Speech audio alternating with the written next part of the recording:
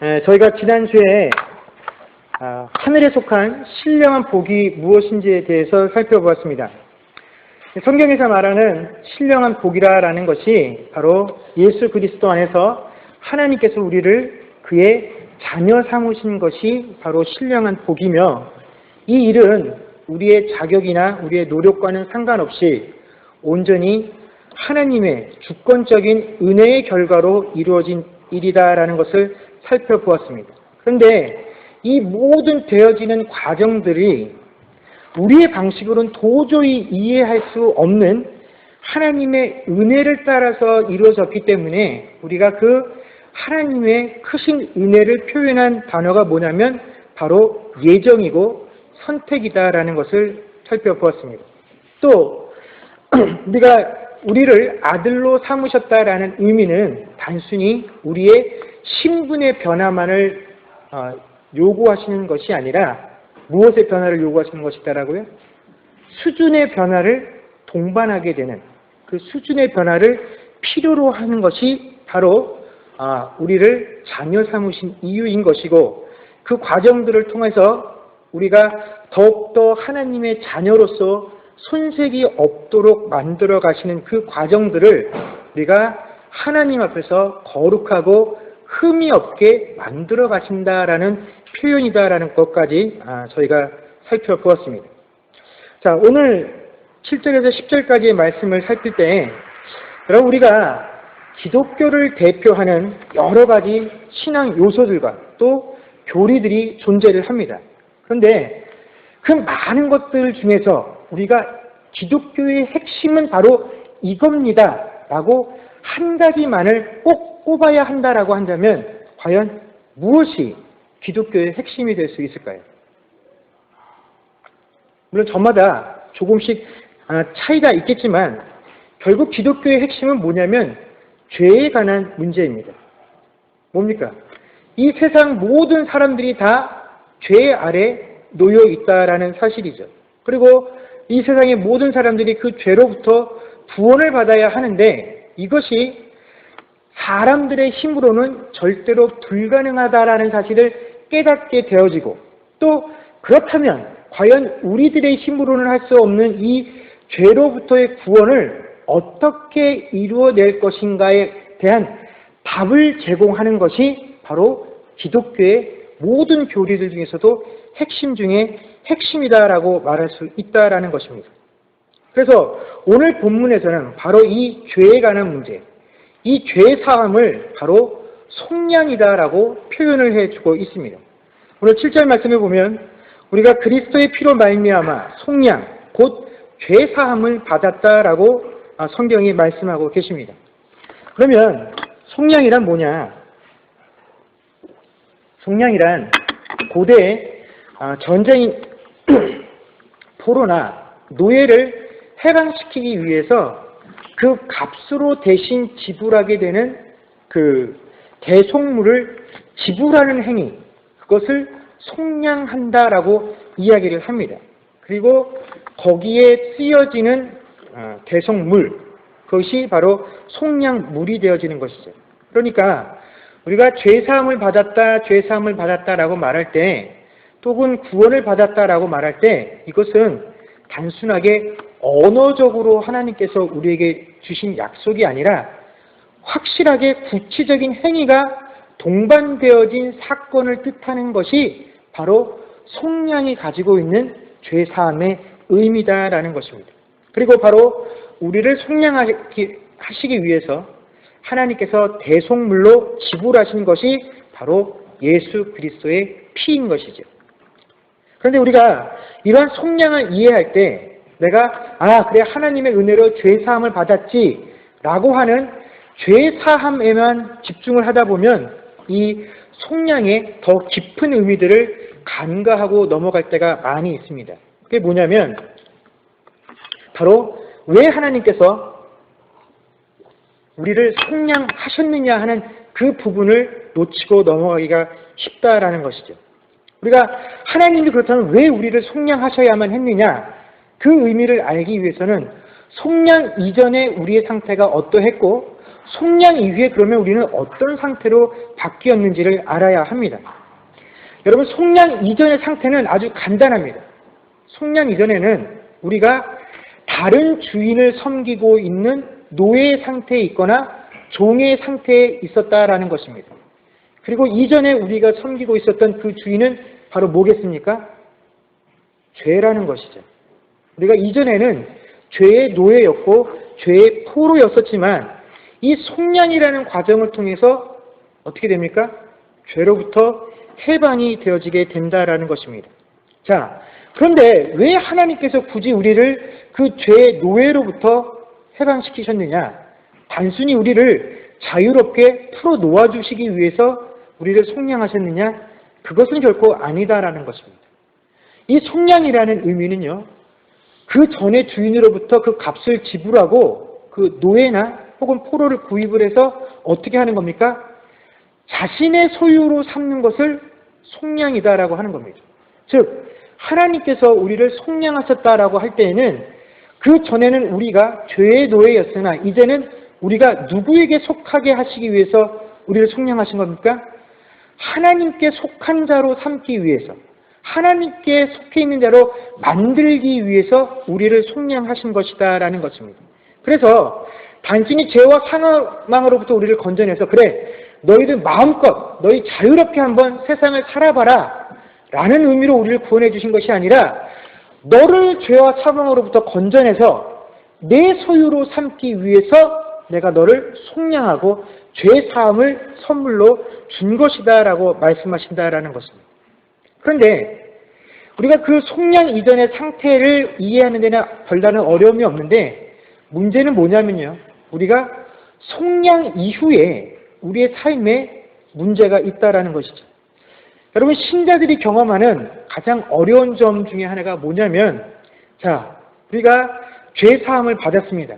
그래서 내가 구원받고 하나님의 자녀가 되었다라는 것을 입술로 고백하고 또 그것으로 인해서 기뻐하기도 했었습니다. 그런데 시간이 지나면 지날수록 그 사실이 나에게 기쁨이 되고 그 사실이 나를 행복하게 만드는 것이 아니라 어떻게 되게 됩니까? 나로 하여금 점점 더 마음을 무겁게 짓누르게 된다라는 것입니다. 자, 우리가 이전에 속량 이전의 내 상태들을 보고 나서 야, 전에 내 모습이 이런 것이었구나. 내가 저런 상태에 있었는데 그런 나를 하나님께서 속량해 주셨네 라는 사실로 인해서 감사하고 감격했었는데 그 기간은 짧고요. 오히려 예수를 알고 난 이후로, 예수를 믿고 난 이후로, 내가 예수께 속한 이후로는 점점 더 많은 죄책감들이 나를 공격하고 그 죄로 인해서 내가 더 힘들어하게 된다라는 것입니다. 근데 여러분, 이건 너무나 당연한 것입니다. 왜냐하면 우리가 속량을 받기 이전에는 내가 어떻게 살았던지에 상관없이 내가 죄인이라는 사실을 깨닫지 못했다라는 것입니다. 그것이 전에는 내가 죄인지 몰랐는데 내가 이제 하나님께 속한 자가 되고 나니까 그것들이 뭘로 보이기 시작하는 겁니까? 죄로 보이기 시작하고 죄로 느껴지기 시작하기 때문에 우리가 예수를 믿으면 믿을수록, 믿음의 연수가 깊어지면 깊어질수록 더 많은 죄책감들에 시달리게 되어진다라는 것입니다. 이게 왜 그러냐면 우리가 하나님께로 더욱더 가까이 나아가면 나아갈수록 그 하나님의 공의로운 빛 앞에서 어떻게 됩니까? 감춰져 있던 우리의 죄들이 점점 분명하고 선명하게 드러나기 때문에 여러분, 이것은 피할 수가 없는 방법이다라는 것입니다. 그런데 과거의 우리의 모습만 보면서 야, 내가 지난날 그랬었구나 하고 그 모습들로 인해서 우리가 한탄하는 것이 아니라 지금의 내 모습을 봐도 여전히 한탄밖에 나오지 않는다라는 것이죠. 야, 내가 그렇게 죄인이었을 때 하나님이 나를 속량해 주시고 하나님의 자녀 삼아 주시고 하나님의 소유로 인정해 주셨는데 그 소유로 인정을 받고 났음에도 불구하고 내 삶이다라는 것이 내 스스로 생각하기에도 하나님의 것입니다라고 자신 있게 말하기에 너무나 부끄러운 것이 많더라는 것입니다. 그래서 야, 난 이것밖에 안 되는구나. 내 스스로 실망할 때가 얼마나 많이 있습니까? 바로 이것이 우리들의 연약함이고 또 이것이 우리가 실제로 가지고 있는 내 본 모습이다라는 것이죠. 그러나 여러분 이것을 당연한 것으로 받아들이십시오. 왜냐하면 이것은 속량을 경험한 자들만 할 수 있는 마음의 부담이기 때문에 그렇다라는 것입니다. 하나님께 소유된 자들만이 이것이 죄로구나. 내가 아직도 이 죄악된 본성으로부터 벗어나와 있지 못하는구나 라는 것을 느낄 수 있는 것이지요.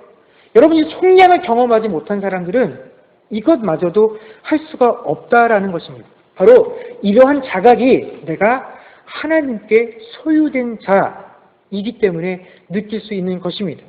그런데 문제는 요즘 많은 성도들이 자기 스스로를 하나님의 소유라라고, 하나님의 소유된 백성이다라고 고백을 하면서도 실제로 하나님의 다스림을 받는 것은 거절을 한다라는 것이죠. 내가 이미 하나님께 속량을 받았으니 나는 죄 씻음을 받았고 나는 죄로부터 자유로워. 그리고 그 속량을 경험했다라고 자신 있게 이야기들을 합니다. 그런데 여러분, 내가 정말로 하나님께 속량, 이 죄 사함을 받은 존재라는 것은 내가 입술로 말하는 것으로 증거되어지는 것이 아니라 바로 내가 정말로 하나님의 소유되어진 자로서 살아가는 그 삶의 모습들을 통해서 보여지게 되는 것입니다. 그렇기 때문에 너 어떻게 그렇게 살아? 너 어떻게 예수 믿는다는데 그렇게 할 수 있어? 그건 틀렸어. 이것은 옳았어. 이 판단할 수 있는 이 능력으로 평가되어지는 것이 아니라 내가 분명히 말할 수 있습니다. 내가 분명히 나를 위한 결정을 내릴 수 있습니다. 그러나 내가 이 말을 했을 때 내가 하나님의 소유된 백성임을 드러낼 수 있느냐를 생각해보고 결정을 하는 것. 그 단어 하나를 선택하는 것. 내가 행동 하나 하는 것을 이 삶으로 통해서 보여줬을 때 그것을 통해서 우리가 저 사람은 진짜로 하나님께 속한 사람이로구나 라는 이야기를 들을 수 있을 때 여러분 뭐가 되는 겁니까? 우리가 진정 하나님께 속량을 받은 자다라고 말할 수 있다라는 것입니다. 여러분 그렇기 때문에 우리가 아무리 깊은 신앙생활을 하고 또 하나님 뜻에 합당한 삶을 산다라고 자기 스스로 고백한다고 할지라도 이 속량에 죄사함을 받았어 하는 그것이 아니라 죄사함 이후에 내가 하나님의 소유야, 그 소유된 백성으로 살아가는 삶의 모습들까지 보여주지 못한다라고 한다면, 그것이 내 신앙생활의 실제 원리가 되지 못한다라고 한다면 여러분 우리 신앙은 반쪽짜리 신앙이 될 수밖에 없다라는 것입니다. 그래서 이 속량에 중요한 원리가 하나 있습니다. 그게 뭐냐면 7절 말씀에 은혜의 풍성함이다라는 것입니다. 여러분 우리가 하나님의 은혜를 말할 때 가장 일반적으로 떠올리게 되는 것이 거저받았다라는 사실에서 하나님의 은혜다라고 생각을 합니다. 내가 아무런 노력도 없고 공로도 없고 조건도 없는데 하나님께서 내게 거저 주셨구나. 그러나 그거는 우리 입장에서 표현을 했을 때 거저인 것이죠. 하나님 앞에서는 거저가 아닙니다. 그렇죠? 하나님께서는 우리 죄사함을 위해서 하나님께서 내어놓으실 수 있는 가장 큰 것을 내어놓으시고 그것을 대속물로 우리의 죄를 사하여 주셨다라는 것입니다. 그래서 우리가 이 하나님의 은혜와 관련되어서 한 가지 사실을 잊어버려서는 안 됩니다. 그게 뭐냐면 하나님은 사랑의 하나님인 동시에 공의의 하나님이시다라는 사실입니다. 우리가 하나님의 사랑에 대해서 이해하는 데는 큰 어려움이 없습니다. 그러나 이 하나님의 공의를 이해하는 데에는 우리가 좀 어렵죠. 자, 하나님의 공의는 이렇게 생각을 하면 됩니다. 여러분, 하나님은요, 절대로 그 안에 아무리 작은 죄라도 가지실 수 없으신 분이 하나님이십니다. 속성상 죄라는 것을 용납하실 수 없는 분이 하나님이십니다. 그렇기 때문에 하나님 앞에 우리가 하나님 내게 은혜를 베풀어 주세요, 하나님 내게 사랑을 좀 베풀어 주세요 라고 말하면서 누구라도 하나님 앞에 감히 나아갈 수 있는 사람이 단 한 명도 존재하지 못하는 것, 이것이 하나님의 공의입니다. 세상의 그 어떠한 값진 것으로도 우리의 죄값을 치를 수 없는 것이 바로 하나님의 공의이십니다. 그런데 이 하나님의 공의만큼이나 하나님에게 동시에 존재하는 것이 바로 뭡니까? 하나님의 사랑이시죠. 하나님의 사랑은 뭐냐면 그 하나님의 공의를 이루시기 위한 방법입니다. 내가 어떠한 죄도 용납할 수 없는 존재인데, 그런데 내가 저들을 너무 사랑하기 때문에, 그렇다면 저들이 어떻게 내게 들어오게 할 수 있을 것인가? 어떻게 저들을 내 소유로 삼을 수 있을 것인가를 이루시기 위한 방법으로 삼위 하나님 중에 성자 예수님의 핏값으로 그것을 대속하신 것, 이것이 바로 하나님의 사랑이다라는 것입니다. 그렇기 때문에 우리가 하나님의 은혜를 논할 때 하나님의 사랑만큼이나 하나님은 뭐를 이루시기 위해서 은혜를 베푸시는 것입니까? 하나님의 공의를 이루시기 위해서 그 은혜를 베푸셨다라는 사실을 잊어서는 안 된다라는 것입니다. 자, 제가 왜 이 이야기를 하느냐? 여러분, 일단 이렇게 하나님께서 하나님의 은혜로 우리를 구속하신 이후에 그 소유된 자의 모습으로 합당하게끔 우리를 키워나가십니다. 그것이 바로 우리가 하나님 앞에서 거룩하고 흠이 없는 존재로 만들어져가는 과정이지요. 그런데 사람들이요, 우리가 그렇지 않습니까? 어떤 대상에게 사랑을 가지고, 기대를 가지고, 깊은 애정들을 가지고 시간과 돈을 투자합니다. 그런데 아무리 많은 시간들을 투자하고 또 애정을 가지고 그를 대해도 내가 원하는 것을 얻을 수 없게 될 때, 여러분, 그럴 때 사람들은 결국 어떻게 반응합니까? 분노를 품게 된다는 것입니다.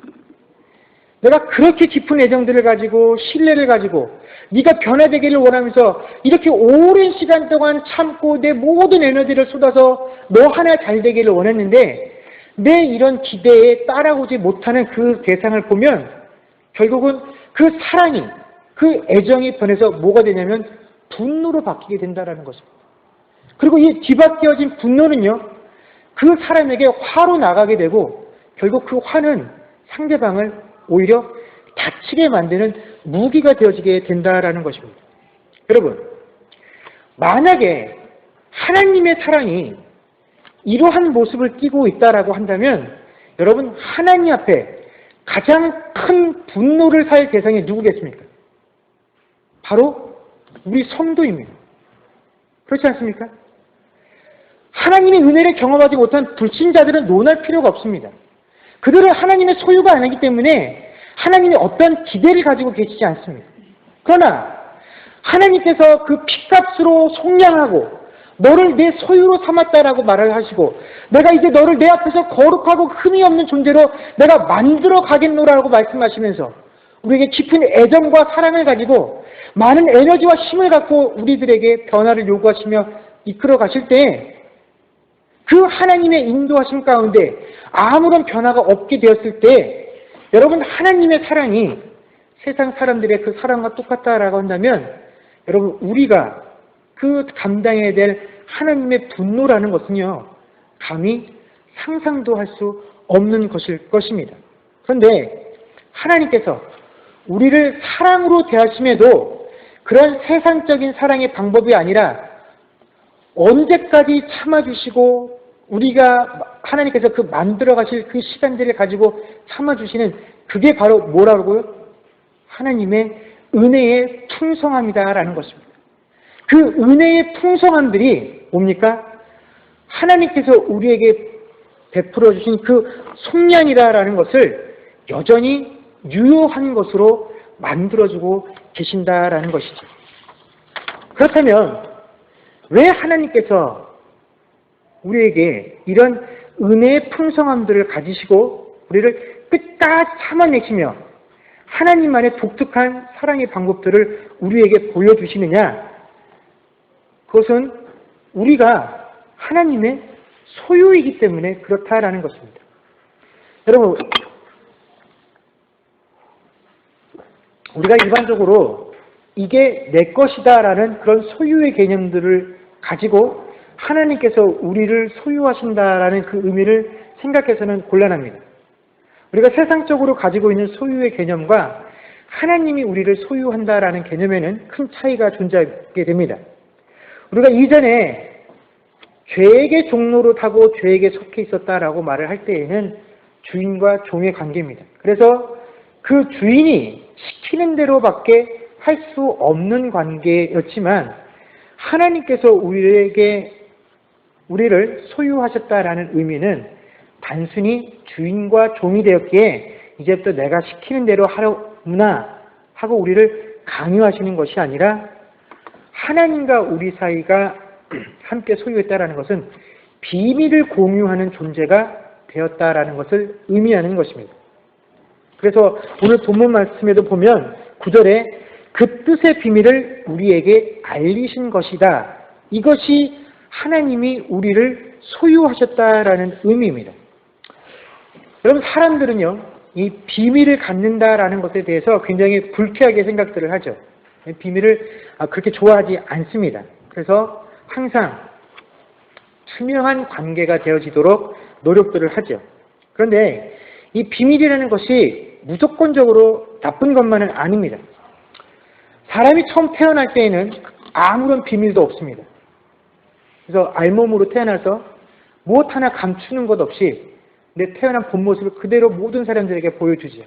그런데 희한하게도 사람이 나이가 들면 누가 시키지 않았는데도 불구하고 점점 뭐가 생기기 시작합니까? 비밀이 생기기 시작한다라는 것입니다. 사실 그 뭐 비밀이라고 해봐야 우리에게 비밀이라고 털어놓은 것들 들어보면 부모님들이 자식들의 비밀이라는 거 들어보면 비밀이라고 할 수도 없을 만큼 유치한 것들이 참 많이 있죠. 근데 왜 우리에게 비밀이라는 것들이 필요하냐면 이 비밀이라는 것은 여러분 한번 생각해 보십시오. 제가 24시간, 1년 365일 늘 여러분들과 함께 지내면서 목사로 여러분들 앞에 선다라고 한다면 아마 저는 이 일을 오래 못할 겁니다. 저에게만 인간으로서 한 집안의 아빠로서 또 남편으로서 그런 비밀스러운 시간들과 공간들이 필요하다라는 것이죠. 부인에게도 마찬가지입니다. 저희 집사람들이 섭섭해할지 모르겠지만 저만의 집사람에게 말 못하는 비밀스러운 공간들이 있습니다. 시간들이 있습니다. 자식들에게도 마찬가지죠. 이 비밀이라는 것은 뭡니까?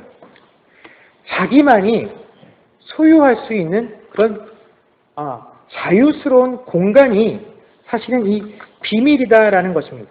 그리고 우리가 살아가면서 비밀이 점점 많아진다라는 것은요, 우리가 점점 장성하고 있다라는 증거이자 또 우리가 책임져야 할 부분들이 점점 늘어나고 있다라는 증거가 우리의 삶 속에서 비밀이 점점 늘어나고 있는 증거입니다.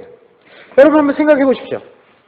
우리 부모님들이 자식들에게 요구하는 것 중에 하나가 뭐냐면 내 자식이 나에게만큼은 어떠한 것도 감추지 않고 모든 것을 다 나에게 말해주는 그런 관계가 되었으면 좋겠다라고 생각을 하십니다. 그런데 그런 걸 요구하지 마십시오.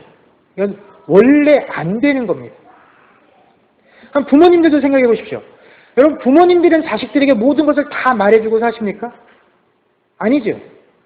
부모님들이 생각해서 내가 이것을 말했을 때 내 자식이 이것을 듣고 마음에 부담이 되고 짐이 될 수 있다라고 생각을 하면 부모님들은 그 얘기를 하지 않습니다.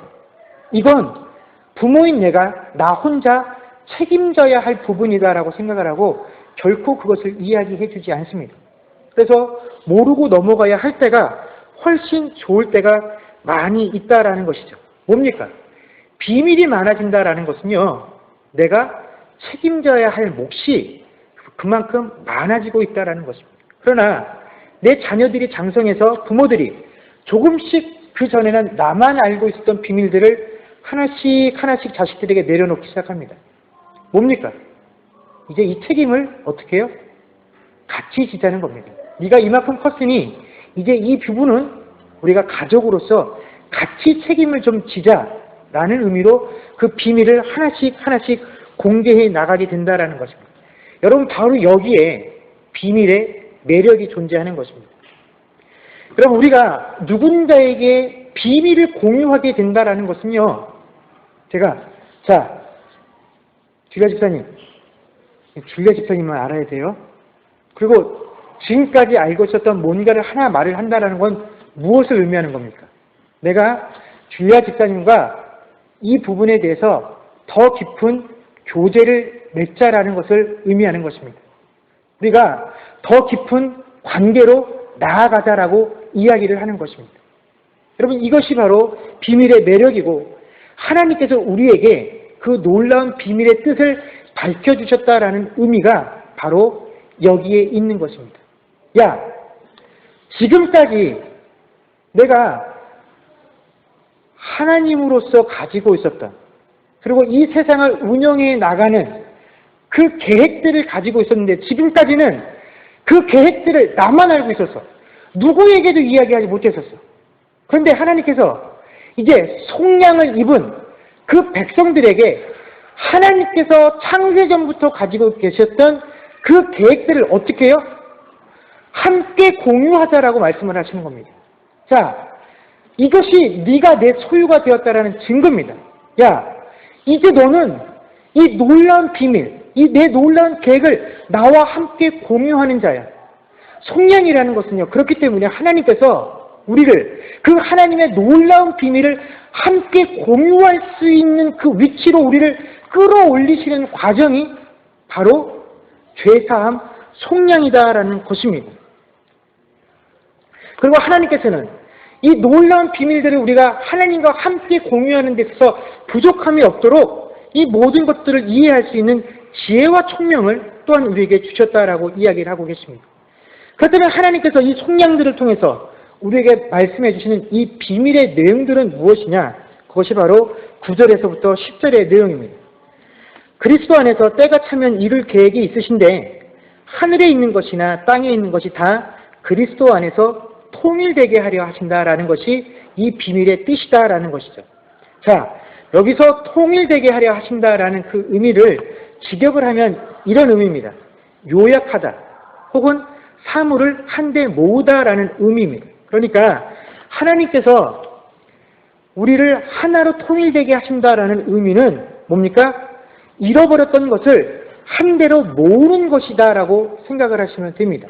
즉 모든 것들을 회복하시는 것이 바로 하나님께서 만물을 통일해 가시는 하나님의 비밀이다라는 것입니다.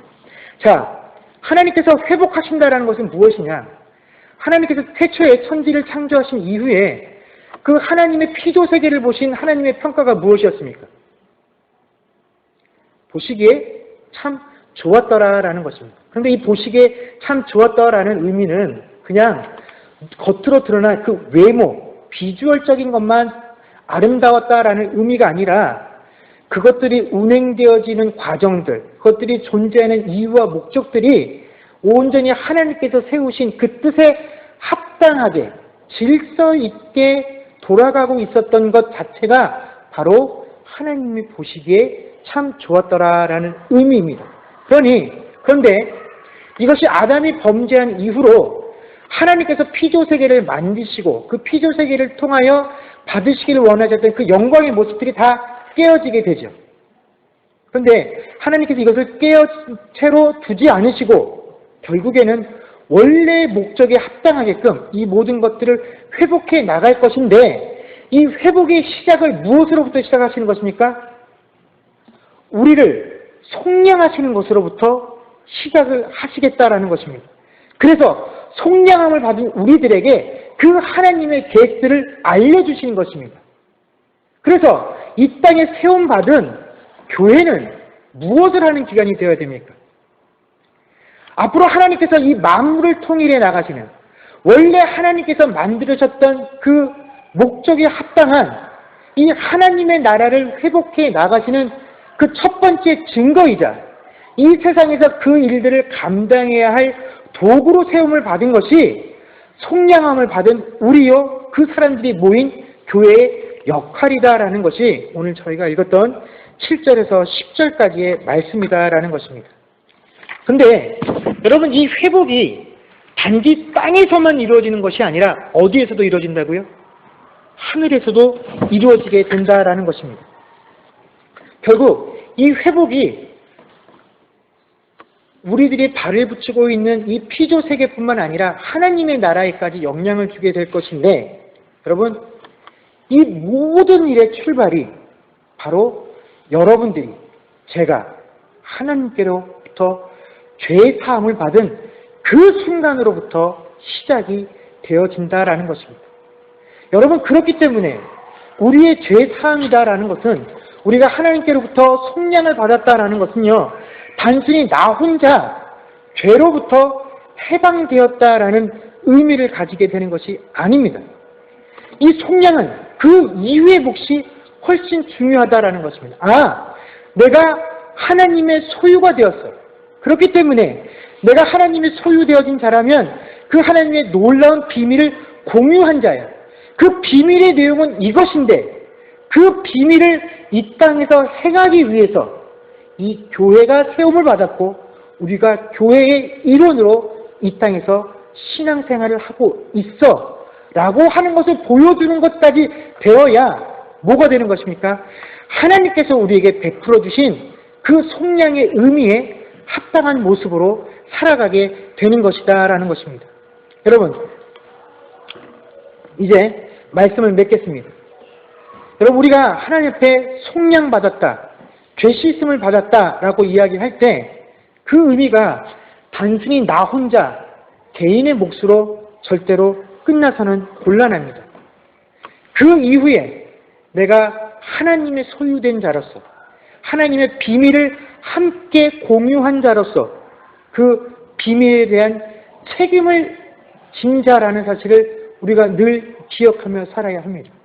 그리고 하나님의 소유된 백성이기 때문에 그 소유됨에 합당한 삶을 살아야 하는 것이 또한 속량받은 자의 의무다라는 것을 우리가 또한 잊어서는 안 될 것입니다.